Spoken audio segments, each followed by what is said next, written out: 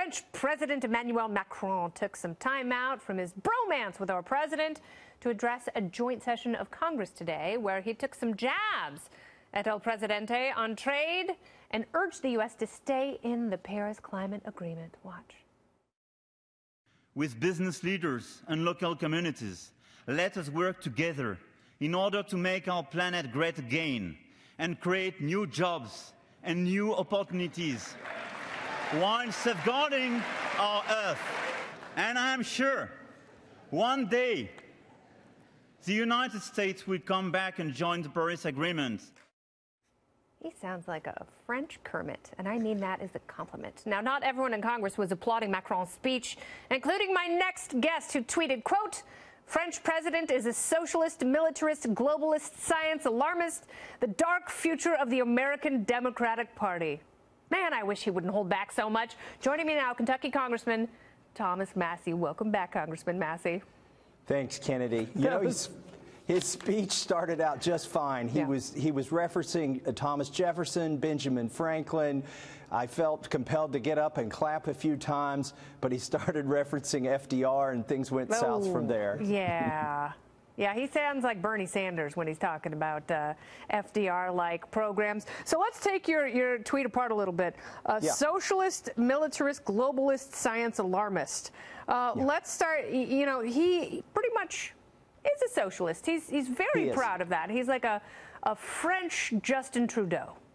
He's got his own brand of socialism, and people are acting like he's a member of the Freedom Caucus or something. Let's get real. He's the president of a socialist country that, you know, they're lucky to work 20 hours a week. And, you know, he came to preach to us about our method of government. It started getting a little preachy. And then let's go on to the globalism.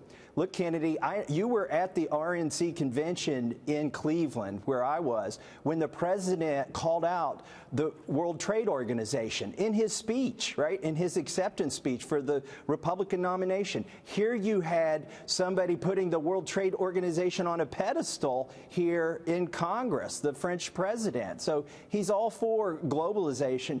And then his militarism. Yeah. Look, he's for military adventurism in Syria. He took credit, what was it, just a few days ago, for convincing Trump to stay in Syria. We don't belong in Syria, and neither does France, frankly. Preaching to the choir, and I'm sure there are a lot of people, members of the press and citizens in France, who feel the way you do. How is he being received back home? Because I hear his approval ratings back home are actually lower than our president's. Well, maybe that's why he came here to preach to us, because his message isn't being well received in France. The other aspect of my tweet is the science alarmist aspect. Look, he said, let's make the planet great again. Frankly, the planet's never been greater than it is right now, Kennedy, and he's talking about making sure it's habitable in 15 years. I'm sick of the faux outrage from socialists and liberals about the environment. How come they don't have solar panels on their house? I've got them on my house. My whole house is off the grid. Yet they're preaching to us that we should force people to live a certain life. Yet they're not practicing it themselves, not one iota. No. Should we be measuring everyone's body mass index in Congress? And anyone who gets any sort of federal assistance? Should there be weigh-ins and death panels? Because that kind of coercion, that's exactly where it leads. And, you know, it's like the last few nights we've talked about othering. We've talked about the idea that if someone doesn't firmly hold your set of beliefs, you don't curiously engage them about why they believe what they believe. You make sure you demonize them and point out that what they believe is wrong and they should be punished for that. And unfortunately, that is the underlying aspect of this groupthink when it comes to climate change, which has truly abandoned science and rationalism.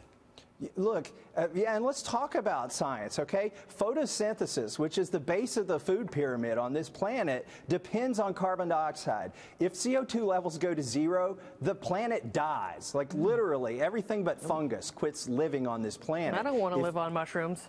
if CO2 goes to zero. So, I mean, they're being an alarmist by talking about CO2 levels when CO2 is not a pollutant. It fuels everything on my farm back home in Kentucky. And the more CO2 we have, the better things grow. There would be global famine if we could somehow cut CO2 levels in half tomorrow. But they don't talk about that because they're not really scientists. I went to MIT. I love it when people tell me I don't understand science. Politicians at that, who have liberal, no offense, Kennedy, who have liberal arts degrees. Hey, man, don't you dare knock philosophy. There would be no science. There would be no physics without philosophy and Aristotle. Come on, Okay, Congressman okay. Massey. I'll give you sassy. Yeah, I guess if science happens and nobody's there to witness it, did it really happen? Yeah, we can agree on that. Well, no one's going to be here because the Earth is going to die, and it's probably from something you did on your bourbon farm. That's right. It really was hard. Look, it was everything I could do not to walk out on this speech toward the second half of it. It was a complete repudiation of our president, President Trump, who showed him so much hospitality here in the first few days of his visit. He comes to Congress, and I've always heard the French were rude, but I never encountered that myself. I've been to France. I thought they were polite, but this is the rudest Frenchman I've ever seen to talk about our president's policies this way and our policies here in the Chamber of Congress the way he did. All right. Well, you stood up for yourself, the nation, and for freedom on social media, and I appreciate you for that. Thank you so much, Congressman Massey. Thanks, Kennedy.